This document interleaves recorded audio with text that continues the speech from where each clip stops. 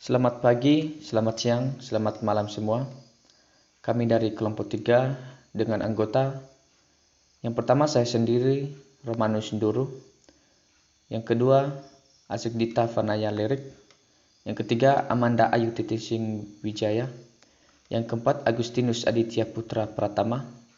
Yang kelima, Andi Albasitu Majful. Yang keenam, Dionysius Kevivani Cesario.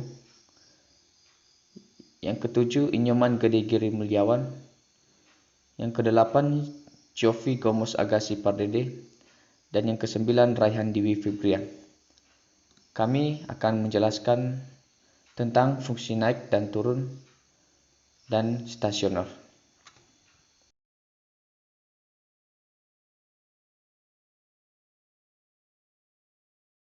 Baik, yang pertama fungsi naik dan turun. Fungsi naik itu ketika f aksen x lebih besar dari 0. Dan jika pada grafik, fungsi naik itu ketika x kurang dari a dan x lebih dari b. Sedangkan fungsi turun itu ketika f aksen x kurang dari 0. Dan jika pada grafik, fungsi turun itu ketika x lebih besar dari a dan kurang dari b.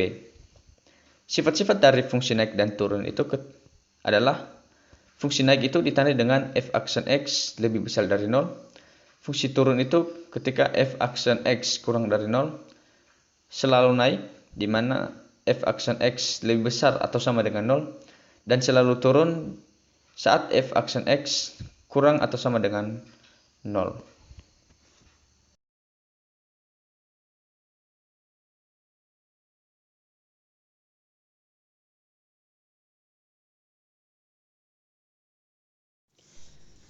Selanjutnya, titik stasioner. Titik stasioner adalah titik di mana fungsi berhenti naik atau turun untuk sementara, yaitu ketika gradien m sama dengan 0. Syarat stasioner yaitu ketika f aksen x sama dengan 0. Dapat dilihat pada grafik, titik A merupakan titik stasioner di mana m sama dengan 0. Jenis stasioner. Jenis titik stasioner dapat ditentukan dari turunan kedua fungsi atau f double aksen x. Jika pada suatu titik f aksen x sama dengan 0 dan f double aksen x tidak sama dengan 0, maka itu merupakan titik balik. Titik balik maksimum ketika f double aksen x kurang dari 0 dan titik balik minimum ketika f double aksen x lebih dari 0. Jika pada suatu titik f aksen x sama dengan 0 dan f double aksen x sama dengan 0, maka titik tersebut merupakan titik belok yang jenisnya diuji dengan turunan pertama.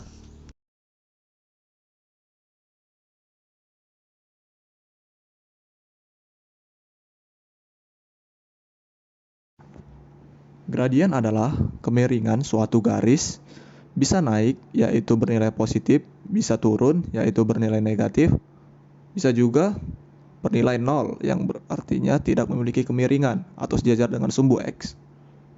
Jadi di gambar pertama, kita memiliki 3 gradien, yang urutan gradiennya adalah positif, 0, dan negatif.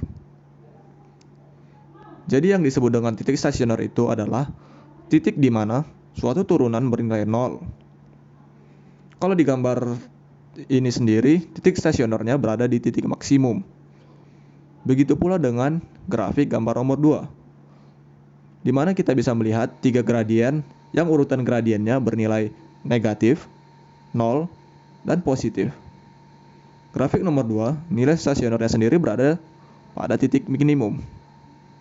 Nah, pada gambar nomor 3, grafiknya naik, yang berarti gradien tersebut bernilai positif. Namun ada saat di mana titik tertentu nilai gradiennya 0. Kalau kita lihat di grafik ini, nilai yang gradiennya 0 berada di antara kedua gradien positif. Nah, itulah yang menjadi titik stasionernya. Begitu pula dengan gambar nomor 4.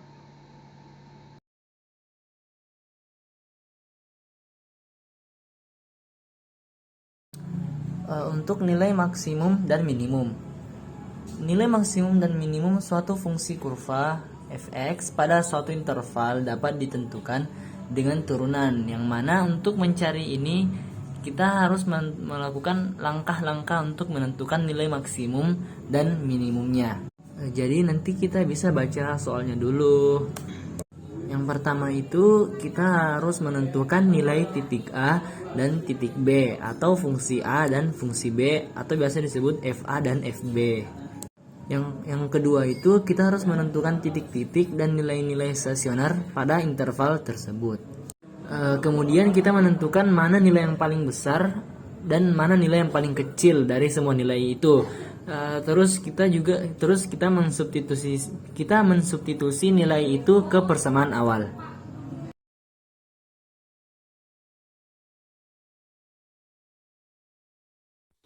Berikutnya, kita memasuki ke pembahasan contoh soal.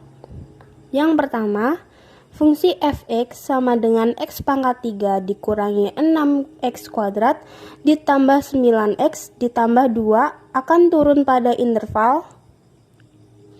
Karena fungsi fx turun, maka dapat disimpulkan bahwa turunan fungsi fx kurang dari 0. Fungsi fx diturunkan, maka mendapatkan hasil 3x kuadrat dikurangi 12x ditambah 9 kurang dari 0.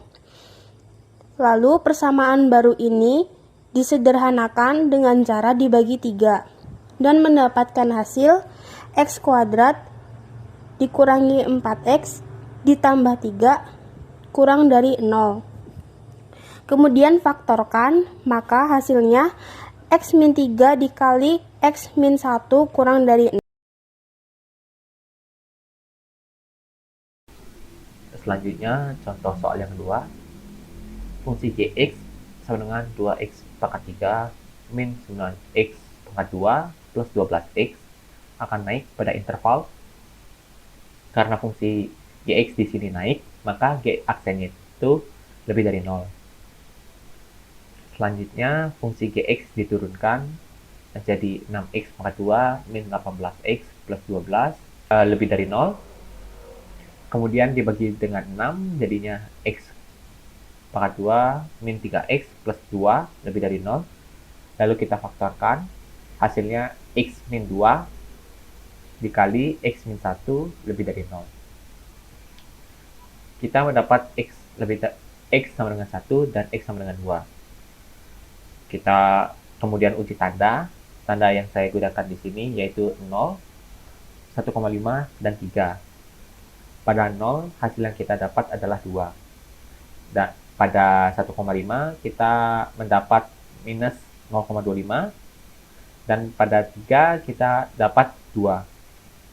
Karena lebih dari 0, kita ambil yang positif, yaitu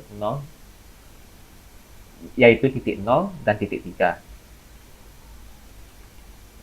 Jadi, fungsi gx sama dengan 2x pangkat 3 min 9x pangkat 2 plus 12x akan naik ketika x kurang dari 1 atau x lebih dari 2. Untuk contoh soal yang selanjutnya akan dijelaskan oleh teman saya. Contoh soal berikutnya adalah tentukan nilai maksimum dan minimum dari fungsi fx sama dengan 2x pangkat 3 min 15x kuadrat plus 36x dalam interval 1 lebih kecil sama dengan x lebih kecil sama dengan 5. Pertama-tama kita turunkan terlebih dahulu persamaan tersebut menjadi 6x kuadrat min 30x plus 36. Setelah itu kita sama dengankan 0 menjadi 6x kuadrat min 30x plus 36 sama dengan 0. Lalu kita faktorkan menjadi x min 2 kali x min 3 sama dengan 0. Dan didapatkan x sama dengan 2 atau x sama dengan 3. Maka di sini kita memiliki himpunan x yaitu 1, 2, 3, dan juga 5. Langkah berikutnya adalah menentukan nilai fungsi pada x sama dengan 1, 2, 3, dan 5. Jika x adalah 1, maka fx bernilai 23. Jika x adalah 2, maka fx bernilai 28. Jika x adalah 3, maka fx bernilai 27. Dan jika x adalah 5, maka fx bernilai 55. Maka fungsi 2x pangkat 3 min 15x kuadrat plus 36x memiliki nilai maksimum 55 dan nilai minimum 23 pada interval 1 lebih kecil sama dengan X lebih kecil sama dengan 5.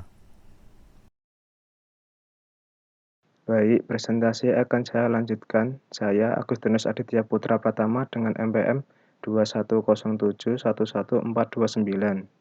Contoh soal yang selanjutnya. Jika sebuah peluru ditembakkan ke atas dengan tinggi H meter setelah T detik, dapat dirumuskan HT sama dengan 120T min 5T kuadrat. Maka tinggi maksimum yang dapat dicapai peluru tersebut adalah nilai T akan maksimum ketika H aksen X sama dengan 0. Maka HT sama dengan 120T min 5T kuadrat kita turunkan. 120T menjadi 120, 5T kuadrat menjadi 10T. Karena kita mencari nilai stasioner, maka sama dengan 0. T sama dengan 120 per 10. Hasilnya T sama dengan 12. Kemudian T kita masukkan. Sama dengan 120 dikali 12 min 5 dikali 12 kuadrat. Sama dengan 1440 min 720.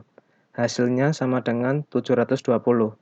Maka ketinggian maksimum yang dapat dicapai peluru adalah 720 meter. Baik, presentasi akan dilanjutkan oleh teman saya.